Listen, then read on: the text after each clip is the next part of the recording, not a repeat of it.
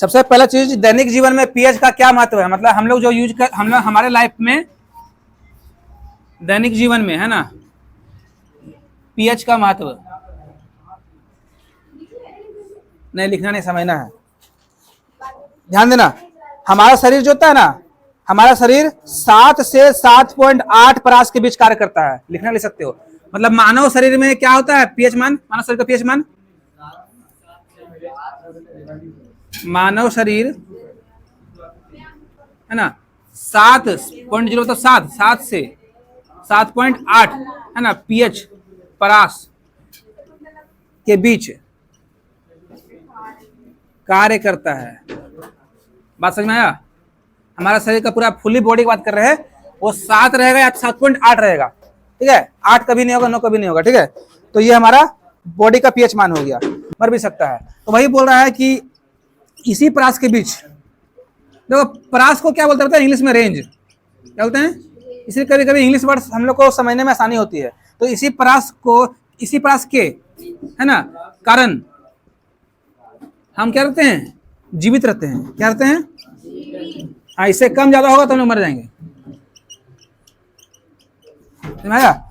अब ध्यान देना है ये कि वर्षा का जो जल होता है, मतलब बारिश वाला पानी, उसका मान जो होता है ना 5.6 से कम होता है, इसलिए वो अम्लीय होता है। 7 से नीचे है तो क्या है, अम्लीय ना है।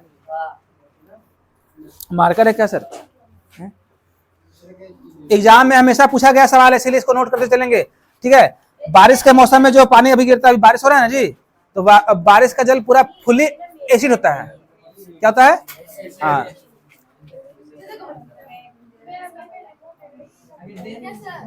वर्षा जल का पीएच मान जो होता है वो होता है आपका 5.6 से कम। ए बाबू हल्ला क्या कर रही है, हल्ला क्यों कर रही है? पेन दिए तो हम लिखो उससे, सर ये कपड़ा करना फिर ठीक। अम्लीय वर्षा का जल जब नदी में मिलता है ना तो उसका पीएच मान और कम हो जाता है। ऐसे नदी में जलीय जीवधारी की उत्तर जीविता कठिन होती है। देखो ध्यान देना। अच्छा हमको ये बात बताओ, जो बारिश का पानी हुआ, जो बारिश का पानी में अगर हम देखें तो उसमें अम्ल और क्षारक में क्या ज्यादा होगा? अम्ल ज्यादा होगा, ठीक है। और नॉर्मल नदी तालाब में जो पानी है उसमें क्या है? उसमें अम्ल है लेकिन कम है, क्षार मतलब अम्ल का लेवल कम है उसमें, क्योंकि उसमें बहुत तरीके का उसमें क्षारीय प्रवृत्ति है ना।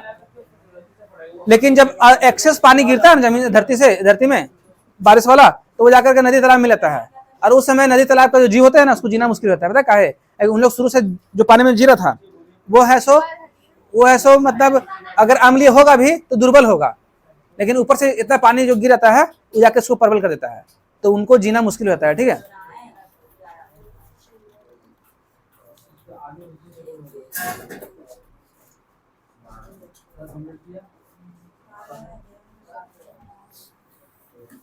आप लोग बादल को देखते हैं, कभी कभी आपको बादल पीला नजर आएगा, कभी कभी नजर आएगा काला, कभी कभी पूरा एकदम साफ नजर आएगा। बादल में ही जो है सो प्रदूषण का जो है सो अंश होता है, और वही प्रदूषण बारिश में वर्षा को लेकर के गिरता है ना, बारिश के साथ गिरता है और वही अम्ल का रूप ले लेता है। आखिर आसमान में इतना अम्ल आया कहाँ से?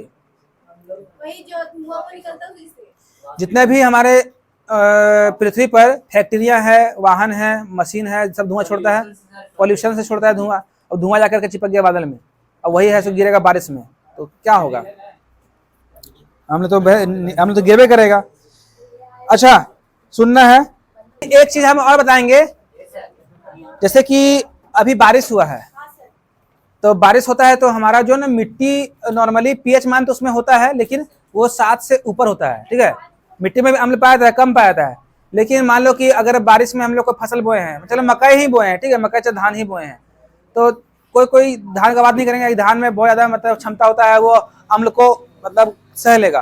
कुछ फसल ऐसे होते हैं ना कि बारिश लगातार होते रहेगा, पूरा खेत में अम्ल भर जाएगा।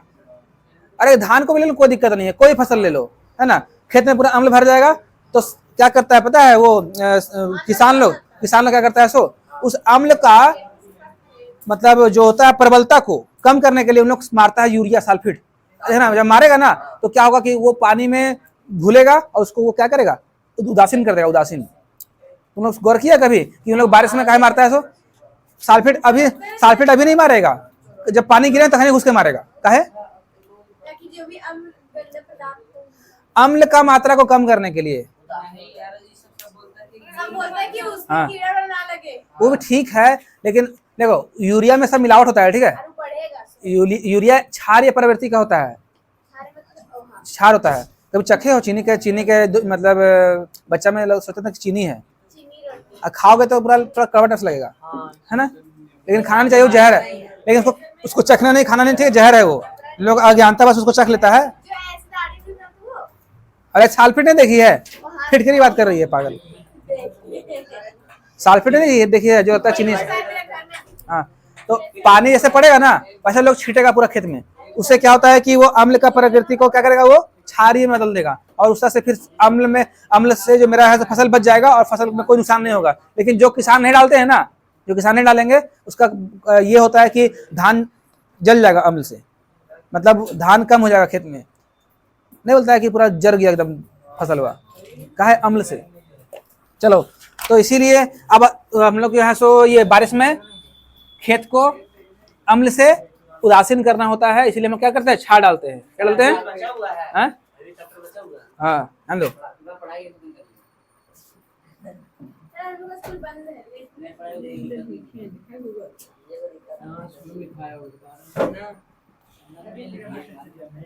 हमारे पाचन तंत्र का पीएच सुनो,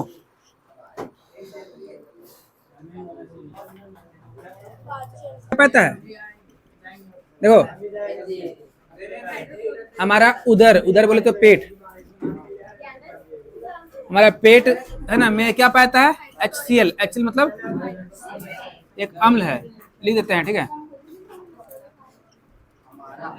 हाइड्रोक्लोरिक अम्ल, है ना, पाया जाता है। मतलब पेट हमारा पूरा फुली क्या है, एसिड है। हमारा पेट में क्या पाता है, एसिड। कौन सा एसिड? Hydrochloric acid. ठीक है, ध्यान देना।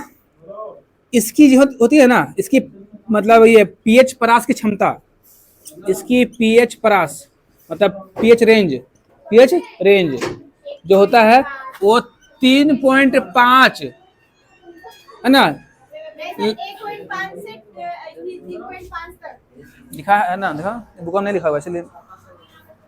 हाँ ठीक, लिख लो 1.5 से 3.5 है ना तक होती है, ठीक है। कोमल हल्ला हो रहा है वो, सर बोलता है कि तुम शांत रहो। तो क्या यहाँ पे है, ये समझना टॉपिक, ठीक है। पीएच के परिवर्तन के कारण दंत क्षय होता है। दंत क्षय से आता है दांत का सड़ना, दांत का सड़ना। अगर आपके शरीर में, आपके मुंह में दांत का अगर हो रहा है सड़न,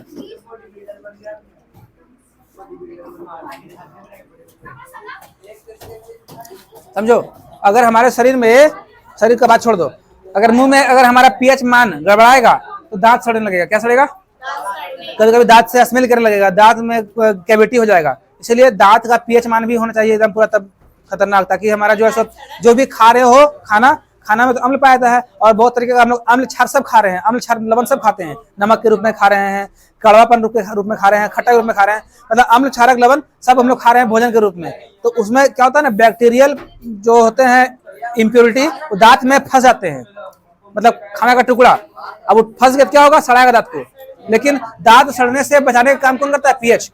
पीएच का एक होता है लेवल लड़ने का, अगर जब तक लड़ेगा तब तक वो आपको दांत को सड़ने नहीं देगा, और जैसे कमजोर हो जाएगा वो दांत सड़ने लगेगा। तो सुनो, यहाँ लिखना क्या पता है, मुंह का पीएच मान जो होता है ना बाबू, वो 5.5 से कम होता है, मतलब ये भी पूरा अम्ल है।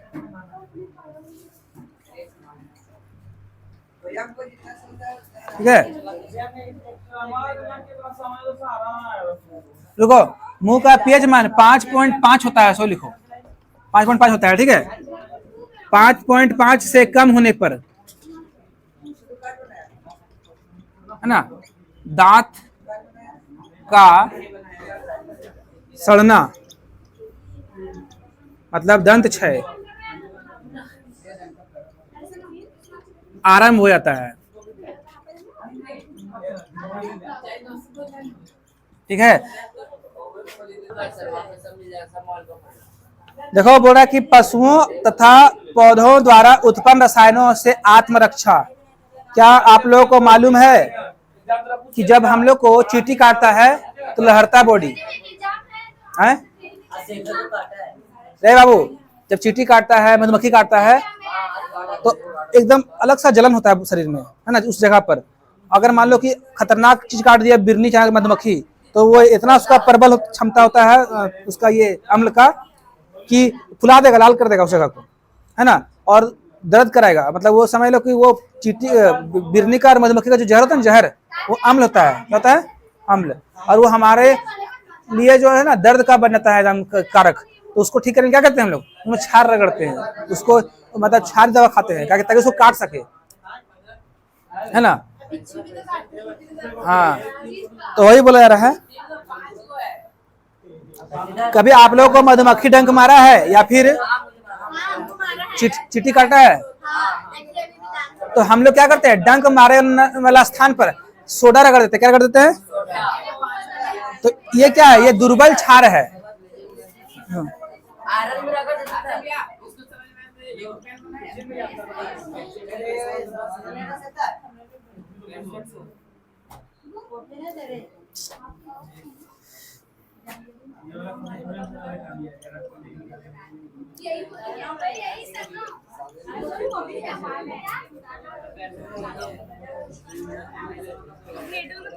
हाँ? उसका होता है सूंड सूंड।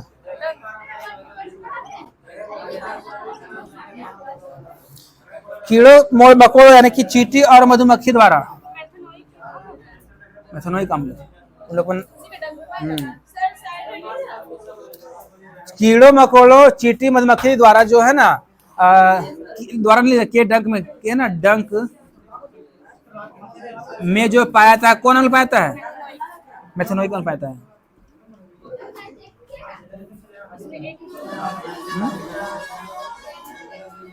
ये मेथ है।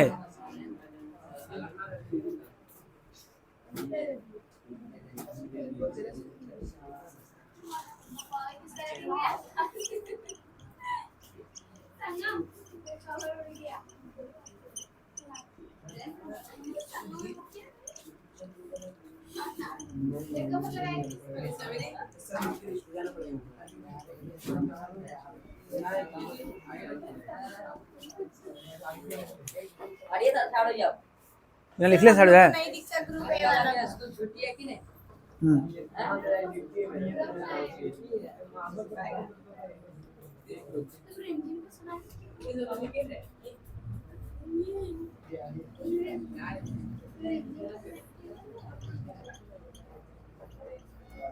तो दर्द से निजात पाने के लिए हम क्या करते हैं? हम उस स्थान पर क्या करते हैं?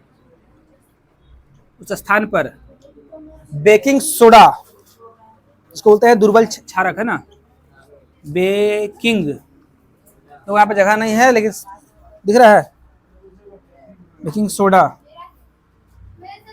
है ना, लगाते हैं।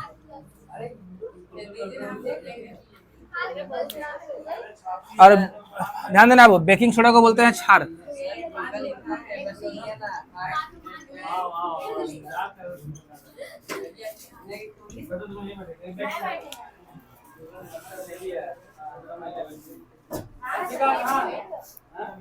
देखो बाबू, हमारा दैनिक जीवन में अम्ल का बहुत उपयोग होता है और बहुत दुरुपयोग भी होता है। दुरुपयोग क्या होता है कि अगर मान लो कि बहुत ज्यादा खतरनाक एसिड किसी का चेहरा पे गिराता है तो सुनता होगा कि इसका चेहरा जल गया, तो वो दुरुपयोग है।